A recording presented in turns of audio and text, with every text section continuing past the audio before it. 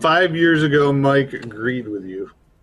So, So old curmudgeon Mike is the one who likes country music. right, because it's brainless and everything Mark hates about it, curmudgeon Mike likes. Whenever I answer the phone, I'm like, hello. What pissed you off? It's a great argument to have. I love my mom, but I think she's half crazy for doing that. How dare you? Do you work with your girlfriend, Mark? Or your wife? I keep them separated. Sometimes I call people, they don't answer the phone, I'm like, Wrong number, click. Well, he's not that smart. Sometimes he sounds like he knows what he's doing. yeah. Go. Therefore, you're an ass, and I don't want to talk to you anymore. Yeah, but what do we know? Oh, country. You know what? All I'm saying about country music, it's not going to win any, like... Any super music art- Not awards? like the Country Music Awards. They won't win awards. No, it'll definitely win country music awards. It won't win, like, The rap awards. creative prize, prizes for creativity. Like, it's not going to win that so much. But if you're just looking to, hang out in your garage and drink a beer and watch football, country music is awesome for it. Why would you have country music playing while you're watching football? Why I'm would you just have any saying. music playing while you're watching football? Okay, so not so much football, but I guess when I'm watching baseball, I have country music on a lot when I have the baseball game on. Okay, I can see that. I guess baseball would be a sport that you could have some music playing to while you're... Right, you can just While you're watch watching. baseball and you know what's going on, and yeah, that's what usually happens in my garage. Just saying. Okay. So you said you had a funny topic or something? Mark wants to move on as quickly as possible. But yeah, all right, so I do. I love the organic flow of this show. Like, Right. we don't just get into anything. It's an abrupt sequence break. It's so funny because we can sit here without a topic and ramble for hours. But if somebody mentions that they have a topic, it's like, we need to get to topic now. What is topic? End of conversation. Well, and the beauty of the whole thing is that we're essentially starting this episode with country music talk, which took place totally behind the scenes. Like this was a 20-minute ordeal, before any of the recording started. And it's just going to it works. What we did there, it's going to work. But nobody We're really just jumping to the new topic by talking 10 minutes about changing topics. I had to make the transition smoother. If it's going to be abrupt, you stretch it out over a period of time. It seems I'm less trying, hurtful. I'm doing my best to make the transition as awkward as possible at this point. All right. So I'm just anyway, going to put a transition scene in right here. Just like, Star swipe. so anyways, look behind the curtain. We're in the middle of a break here. Well, not now. Now we've been rambling on about country music and my topic for 10 minutes. But anyways, so during our last break, we record these in sections, and a lot of times we'll record 2 or 3 shows at a time.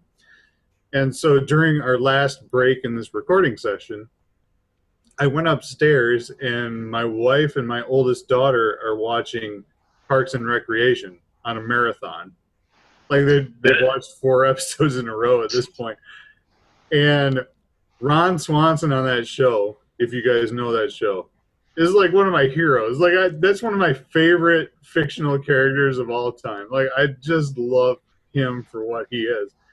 And it got me thinking, like, we could totally talk about characters like that. I know in TV and if you want to go to literature or books or whatever, I'm sure we can come up with an awesome list of fictional characters who are just like totally heroes of ours. so I don't know Ron Swanson. I've never seen Parks and Rec, actually, which I'm really surprised. It's like right up my alley with sitcoms from what I understand. And I've just never sat down to watch it. So I don't know him when you're describing him, what is heroic, quote unquote, about his character that you're going for.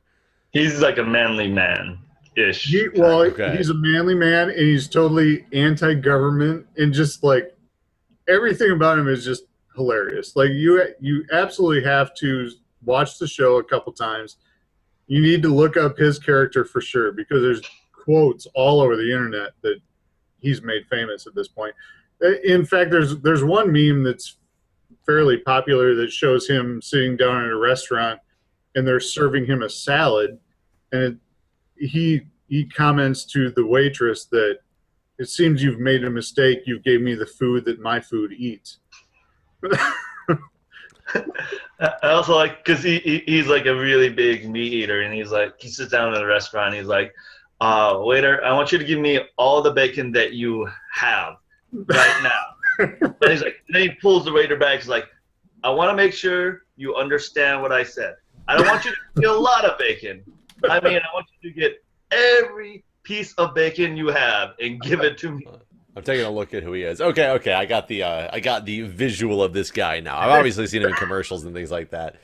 Good mustache. Yeah. Oh yeah. 70s mustache for sure. He looks weird without it now. He shaved it off, and it doesn't look quite the same. What is Nick Offerman? Is that his real name? I don't even get that far. Yeah. See, I personally, my personal hero always has been and will be Homer Simpson.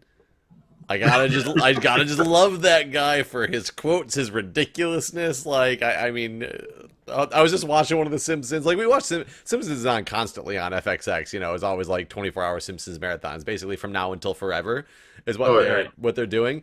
So we still DVR everyone that comes on, and we'll just watch them randomly. It's our throw it on in the background while you're doing something else. I mean, it just stupid quotes that I always forget because they weren't that like even memorable at the time. But when you see him again, it makes me laugh so much. Yesterday, he was in the episode where he's looking for a new bar.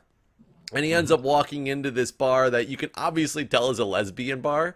And he's just at the bar drinking like a beer or something. He's looking around all like confused, and he's like, something's not right about this place. He goes, I know. This lesbian bar doesn't have any fire exits. He puts his like beer down, and he's like, welcome to your death trap, ladies. See you later. And he like walks out the door. It's just like that, you know, that misdirection type of quote that he likes to do. I don't like the newer episodes of The Simpsons though with Homer. I don't know if I've seen a lot of the newest ones. So like the old ones I really, really like, but like I think Homer Simpson used to still be like a really nice guy. And the newer ones I don't really like because he's sort of like really mean in some fashions. Like oh, you like Homer because he was sort of like a bumbling doofus, right? Yeah. Right. But like some of the newer episodes, he's like, oh, like he's like, he almost like, oh, he doesn't want to be in the marriage. He doesn't want to be with his kids. Like he like hates his family in a way that, I mean, he doesn't overtly says it, but like, you know, like when you used to watch Simpsons episode, like Lisa becoming a vegetarian or something like that. He has a big fight with Lisa, but in the end of the episode, they're like still like family, family, and they love each other. Right. But like, I don't get quite that same feeling now with the newer episodes. Well, I think that happens to. I was gonna say I think that happens to shows organically, which is why most of them don't withstand the test of time that The Simpsons has, maybe up until now. But it's like the Futurama. Same thing with Fry. I think Fry's a hilarious character. Though Bender would be my hero in that show. I love Bender. But Fry, I like him because he's this dumb guy who does dumb things. And then when they brought it back, they just turned him into, he wasn't just a dumb guy who does dumb things. He was an absolute moron, which took a lot away from the show, in my opinion. Right. And I think they were trying to keep up with a persona to go after, and it didn't work for me. Like every single episode, you have to top the last. Yeah. So one of my biggest heroes. Wow. Is it the Cheerios bee? Is he one of your biggest heroes? I don't know what I was thinking when I spoke proper English there, but one of my biggest heroes from TV history, Al Bundy. Al Bundy. Yeah, I can see that. Is definitely scored 4 touchdowns in one football game at Pokai. Yeah, Pokai. There you go. Yeah, I watched a lot of Married with Children back in the That day. was my favorite show. I'm really surprised that Christina Applegate's the only one who really maintained crazy popularity as a movie star, despite it actually took her quite a while to get back to stardom. I don't think that's true. Go on. I mean, So- yes, they did some other things. I will say Ed O'Neill has definitely done a lot of things since, but I And don't. he's still on TV with Oh, Modern Family. you're right. He is back in Modern Family. I forgot that he was back in that show. And granted, in Peg, I don't remember what her name is, but she is the voice actor for like Leela from Futurama Right. and things like that. But I haven't seen She's her in in movies. Sons of Anarchy. I've never seen Yes, that show. Sons either. of Anarchy. Yeah. So And that's I've so actually what- never watched so this what? show. So wait, I'm gonna try to save face here. What Keep about going. what about Bud? Has he done anything? I don't think he's doing anything. Yes, I mean so- that's not what I mean. Why Bud hasn't gotten popular off of that show? Yeah, I think he may be the only one who's not still popular. Oh, so- But you were close. Only 3 of the 4 main characters maintain popularity. Right. I mean- Well, you know what? In fairness, Bud the dog, I don't think has Buck. done anything. Come on, Mike, get it Like right. Air Bud. So you're at 40%. Which Buck are you talking about? The original Buck or the Poodle Buck? Well, if you want to get real technical, there you go. You're moving up percentage-wise. But so no, I was thinking about, there's been a lot of people on TV who are just sort of role models of mine over the years. But when you define a role model, though, you don't I mean, actually yeah. mean a true role model. Right. 'Cause No, that would be a I- whole different show of why do you look up to somebody like Al Bundy? Right. No, obviously I'm goofing around, but so I mean, if we wanted to branch out into like a more general term of just people who were super cool on TV series, I think I definitely go with Michael Weston if that's the case. Michael Weston. From Burn Notice, Jeffrey Donovan is the guy. I mean, that guy's that would be an ultimate role model, quote unquote, to me because I just want to know all the things he knows. Granted, it's obviously not he doesn't really know them, but his character knows them all. right, but it's a cool character. It is a very guys cool character. Weren't you guys like super huge House fans? I was for a little Jeff was. bit. I remember you used to go to the bar and had them. They wouldn't switch off again, but they would I remember that. switch on. Sure. They would House. switch on House for us We because would sit down at the bar drinking well, and because watching. we did it that one week when it was like nobody else was in the bar, and all of a sudden we started watching it. So we turned the volume up because nobody else was there. And as we're halfway through the episode, we looked back and like 3 people came and sat with us because they wanted to watch the episode too. And then next week there was like 10 people that were there to see House. So we were like, well, we started this random trend, but then House went really downhill. It had like 3 good seasons, and then it kind of it was like Lost, except I don't even know if House ended. House might still be on. I'm actually not 100% know. sure. I haven't watched it in I a really long don't know. time. So this one's not like a role model per se, but one of the characters that I really enjoy is Tobias Funke from Arrested Development. So if you watch Arrested Development, he was sort of the probably gay character that would also say very awkward sentences all the time while being, oblivious to everything. I've seen Arrested Development a handful of times. I really like that show. He's the one that like wanted to go for the Blue Man Group. So you Okay. I guess you gotta excuse me, Michael. I just blew myself. Yeah. He's a very famous actor.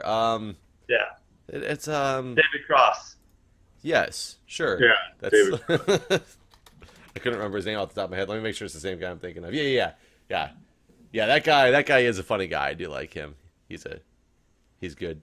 Well, I'm just trying to think off the top of my head. Like I was caught so off guard by this amazing topic that I haven't thought about some of You these. need a longer transition. So Well, you can and it's one of those things where a lot of what comes to mind is what do I watch recently? Because obviously that's in like memory. Right. And one of the shows that Julie and I just kind of marathon through. We're in the last season right now. Granted, I've seen it all, but she hasn't quite seen the end yet. But My Name is Earl. So Okay, yeah, Earl yeah. from that show, I would put in that category as well, like because just the things he does, he's out there helping people in funny ways, and all these random things happen to him. Like I think that's great, and his character, the fact that he's some like country hillbilly type trailer park trash guy, and that's what the whole show is based around, I think is hilarious. So, What was his real name? Like Uh, I remember him from the Kevin Smith, Jason Lee. Jason Lee. Jason There Lee. you go. There you go. Yeah, I didn't know this. He apparently used to be like a pro skateboarder. That's what got him famous, apparently, and then he started doing movies. Hmm. oh, I didn't know that either. I had no Like I clue. said, I remember him from like the Kevin Smith movies, like the Mallrats. Mm. He was in Clerks, right? Maybe not Clerks. I don't know if he was in Clerks or not. I'd have to go back. He definitely was in Mallrats. Right, he was definitely in Mallrats for sure. Yeah, I don't know if he was in Clerks, actually. I can't think off the top of my head. I like Baldwin in 30 Rock. Alec Baldwin is 30 Rock is a freaking funny hilarious. show. You know what? So 30 Rock was always a show. My wife DVR'd it all the time. And she always watched it. And every single time I sat down on the couch with her and watched it, I thought it was a funny show. But I never, ever watched it religiously. Do you have Like, Netflix? Yeah. It used to yeah. be on. It used to be on Netflix, like all the seasons, which so. My point being was just that I never once sat down and watched an episode and thought this is not a funny show. I always thought it was funny, but I never got into it. Like I never made it a point to watch it, and I'm not sure why that is. Like I think we all probably have that show. Agreed. But we always liked it and never thought it was bad, but we just never really clung on to it for whatever reason. Right. Like Better Off. I mean, the Earl show. What is it? My name is Earl. My name is Earl. Yeah. Like I really liked that show, but I never watched it. Only watched it when it was on. Like happened to be on. Sorry. Another show that I really liked was Better Off Ted, and Lem Hewitt was the black scientist. It was him and I forgot what the other character's name was, but it was these two scientists, and their interaction was really funny to watch. They're like the scientists that would invent really horrific inventions. See, I never saw Better Off Ted, so I have. If you like Arrested Development, you'll really like this show. But it's basically Andy Richter Saves the World. I guess Arrested Development is like that show for me that My Name is Earl is to you and 30 Rock is for Mike. It's one I've seen episodes of. I've always thought it was hilarious every time I sat down watching it, and I've never gone out of my way to watch it after it just happened to be on at some point. So I don't know. That's a whole sort of weird thing with entertainment is I feel like everybody has those shows that they don't. Well, I know personally, like I can speak from experience that I get these shows where I'm pretty good for when a new series comes out. Like I'll try it and I'll DVR it, just to check it out. And I know every single season it feels like there's some show out there that I'll watch the first episode or maybe the first 2 or 3 episodes, and I'll think, oh, this show is okay, and I'll never find my way back to it again. Like I'll have 12 episodes, on my DVR, and I'm like, I'm never really going to watch this. I don't know why I'm not going to watch this because I like the first 2 episodes, but they just don't. I don't know if they just don't catch my attention like that, I guess. Maybe TV shows have to be more like Netflix, where you could just watch the whole season at once to really enjoy it. Like I didn't really enjoy Futurama all that much until it was syndicated, where you can see an episode like daily, right? So like it doesn't keep my attention for a whole week, kind of thing. So I will agree with you there because I didn't get into Lost until season 3. Because I got to watch like the first 2 seasons kind of in a marathon. I was like, no, I can't wait to see more. And then there's other shows that I actually got into, like a show called The Nine. started 2006, I want to say. I watched it when it started, and I was like, this is pretty good. So I watched it every week. I think it was only on for 6 weeks, and then they pulled it from the air. So now I just invested this time into a show that they decided didn't have enough ratings, so they pulled it. And I'm like, I don't want to make that mistake again. I want to wait for a show to have like a substantial amount to go to now watch it. I think we all probably have that show too. Do you guys remember? Well, Mark, maybe you don't, but on CBS there was a show called Jericho. Survivor. No, Jericho. It was like, Yeah, I love Jericho. I didn't watch like it when until I didn't watch it until it was done. I watched it all at once. I was on board from episode 1. I think Yeah, I started watching it because you kept telling me it was actually a good show to sit down and watch. It, Oh, is I that- told you. Yeah, you told me about it back when it started. Oh, okay. Yep. Well, it was a good show, and it went off the air after what, 1 season? I think I think they did Something like two, that. I want to say they did 2 seasons. Maybe they did 2. is- but it is ended that- really abruptly. Is that Yeah. the season where like it starts off with the guy doing a trach on one of the students on the bus? No, I don't think. I don't think so. This whole movie was about like nukes going off in America. And Yeah, there but I only think being that's what it like was. handfuls of towns that were. I guess it Like could the have whole started that way, I U.S. don't know. was just riddled with atomic bombs and stuff. And Um, there were these new factions trying to form all these new governments, and the whole country was segregated into all these different. Like the United States of Texas or whatever was one of them. Like Yeah. Texas tried to make its own government, and It was weird. Like there was another show sort of similar. I think it was ABC that did this one. Oh man, now I'm blanking on the name. But it's like the power symbol on PCs. Like that was like the emblem Revolution or I don't think I saw that one. yeah, I don't. nobody can help me with this one. All No. right. Um, Yes, But the sort of premise of this whole show is that the power goes out all over the world. All right. And I made it through, I think it was a season, maybe a season and a half, but it turns out that the whole world just goes black. All the power's out everywhere.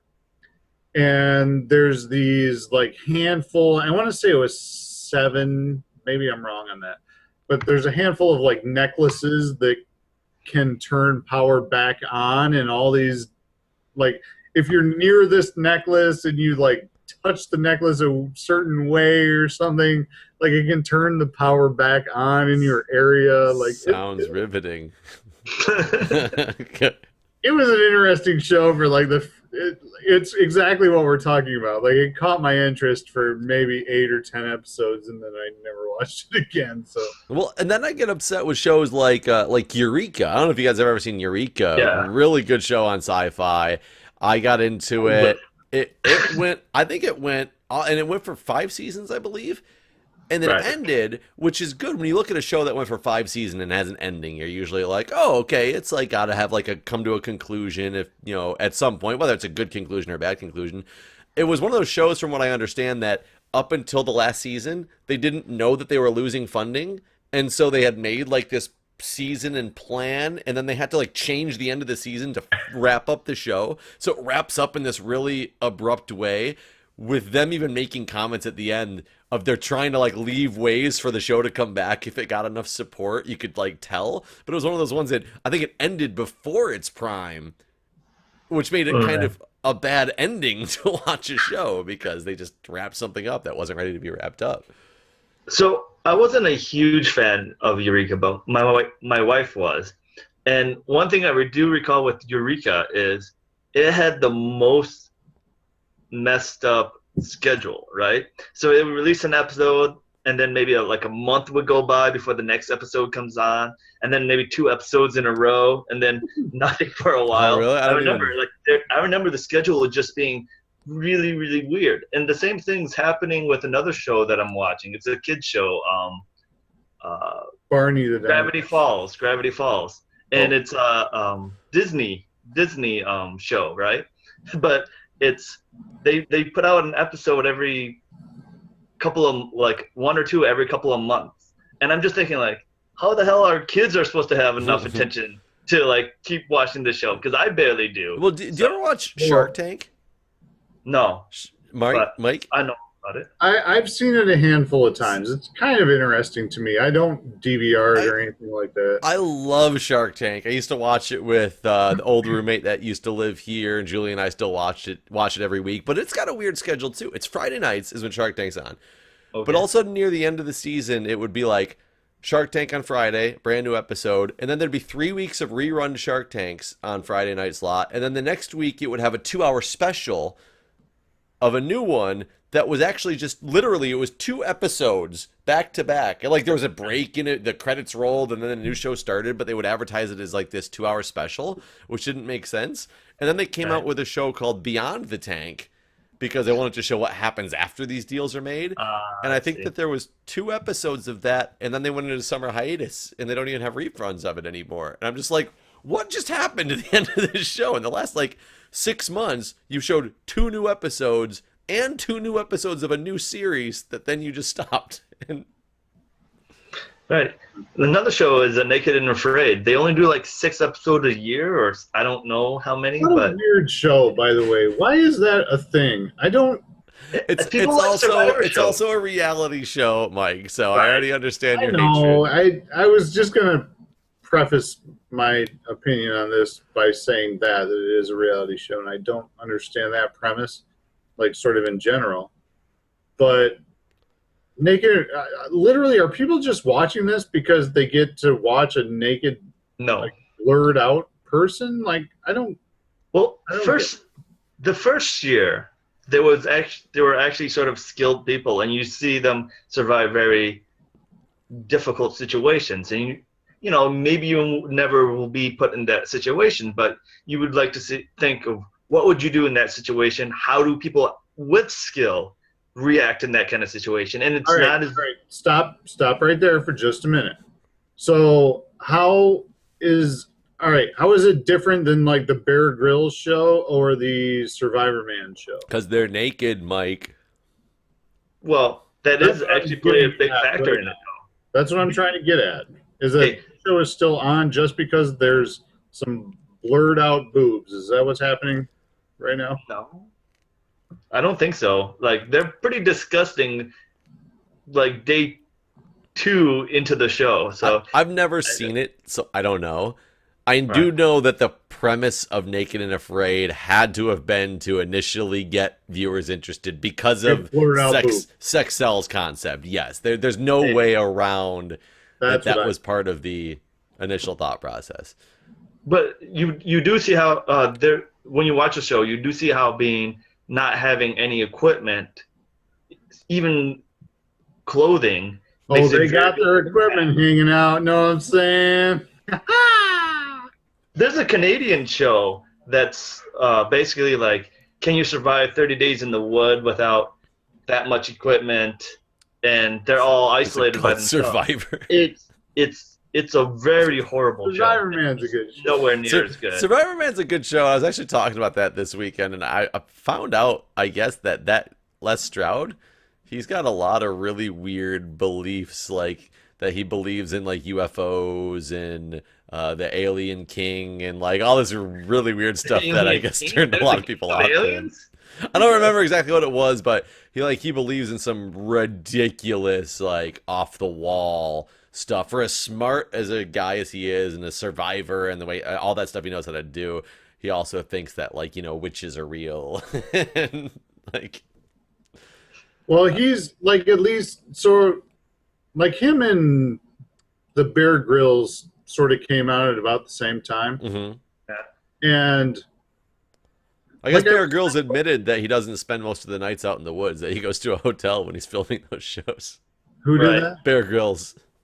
So I was gonna say, like, yeah, whatever you want to say about those guys, like I respect their survival abilities, this, that, and the other. Like, if Bear Grylls stays in a hotel or whatever, I've literally seen him split open a camel and drink like it's water sack. Like, dude has a thing for survival. Like, I get it, okay? But I've always liked Survivorman better because he's just by himself out in the middle of nowhere, and he does all these things where he's got video cameras up on tripods that just watches him do these things.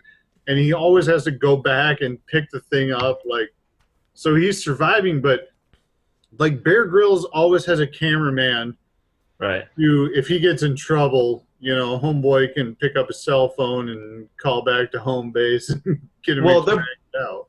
They're both tutorial shows on basically how do you do basic survival, but one's actually living the survival and the other one's just showing is basically the big difference. I do like Survivorman much better too. I do like how Survivorman, he's failed before. And he's called in his rescue plane early and things like that because it's in my opinion it's real, but at the same time I've been duped before. Maybe it's not real. Maybe it's just like Storage Wars. I don't know. Like, yeah, they all have safety nets. There's no two ways about it. But I don't know. I just always liked Survivorman better as a show. Like, I always feel like Bear Grylls is out to just be as extreme as, you know. Drinking as much urine as he can. Right, exactly. I'm going to drink the pee out of this coyote corcus. And it's always really bad advice. That's really horrible advice. There's almost no situation where drinking your urine would actually benefit you. Right. Like, Jeff, the nurse. You should, I mean, it's fun. The funny thing is, when we were talking about this show randomly this weekend, it says people also turned to me and said, "So, is there any real benefit to drinking urine?" And no, as far as I understand, there's not at all. It's toxins from your body. It's not going to give you hydration. Is there some hydration value in urine? Yes, its specific gravity should be between 1010 and 1030, which is, you know, a little bit above water. But when you're dehydrated in the first place, it's going to be way higher and full of more toxins. You're supposed to get the condensation off of your urine the way I think Les Stroud does it. Like, you pee in something, put a tarp over it, condensation like rises up, and you can work get, the water out. Yeah. Or you It's like just distilling your urine, essentially. It's like how they make alcohol. You're distilling it in some weird way. Right. Think of that the next time you take a drink. Is what? Distilling urine? No, that's just the same way I make my alcohol. This probably is urine right in this cup. Probably This guy's pretty dehydrated, though. Probably a little different. Yeah, it's I like those shows. I like when The Office, Michael Scott in The Office, decided to go do his own Survivorman. Yes. That was funny. I like the Office kind of. It goes back to what I say about a lot of shows where they always overstay their welcome, and it would be a much better sort of situation where if before a major network made a show, they said, all right, we have 4 seasons worth of material. This is it. And the network approved it. Instead of, this is our pilot, and we can do this with 1 episode, and then they order 13 more. So, do you think Grey's Anatomy should have ended by now? Is that what you're saying? Well, I've never watched a single season of Grey's Anatomy, but How about The Simpsons? The Office, it went approximately 4 seasons longer than it should have. I mean, I would agree with that. I find it really funny when a show continues on making new seasons when none of the cast is the same as the original cast anymore. Right. When you're not a soap opera. Soap operas are expected to do that because they're supposed to just kind of go on forever. That's the whole point of them. But it's, yeah, I don't think at this point, I'm not sure if there's any of the same characters in Grey's Anatomy as originally started that show. I have no idea. Well, and we've talked about Lost before. Like, if Lost were to have pitched the idea to, we have this many episodes, we can do 4 seasons, this is our storyline, Lost would have been the greatest show of all time. Agreed. Agreed. For sure. Like, if you cut out season 4 and 5. But at the same time, how do you end it, Mike? That's the question. I think he's saying you have that planned from the beginning. Right. If you have it planned and you only run this thing for 4 episodes, or not 4 episodes, 4 seasons, and you know you have a set direction, seasons 4 and 5 of Lost were worthless. They were literally it was just the producers trying to struggle for, let's stretch this out as long as we can to make more advertising dollars out of the thing. And it was horrible, absolutely horrible, and almost turned me off. And I was a huge fan of Lost. So the only thing that I dislike about your plan is I believe some shows do start and then adapt to change a little bit to make it more tailored toward the audience. That becomes very successful. Versus if you had your plan from day one of when it was going to end, you might not actually have something that sustains viewers all the way through if you don't adapt to the reactions that you're getting from some things that are happening. And I suppose that's a sort of realistic, pitfall of the whole thing. But I don't know. I feel like we have way too much bad TV on right now, and we got to find a way around that. But there's also a lot of good TV on now, or that you can go back and see. Didn't we just have a conversation with shows that you find really good, but exactly. then you don't watch them? Exactly. What are you complaining about, Mike? But there's not that many good shows on now. I mean, really, and I've screamed about movies numerous times on this podcast that they don't make good movies, and it's the same situation with TV. They make cheap crap that people are going to watch, but people watch really bad stuff, which is why every movie that ever comes out is based on a superhero or a sequel or a reboot of some crap I watched when I was 12. We're going to get into an era in like 10 years when it's all the movies you always wanted to see. And Mark will be sitting here going, all these played out movies about, country music. Country music. And Mike will be like, I can't believe they're making another one. I'm so excited. Mark's I can't wait to go to the theater to see Fast and the Furious 80. I will admit, I just watched one of the Fast and the Furiouses that I hadn't seen, and it was pretty damn good. I gotta say. I can't even talk to you guys anymore. Leaving. So this is our last episode, it appears. Last ever. Jeez. All right, let's get out of here, guys. All right, guys. Another good episode. See you next week. Bye. Bye-bye.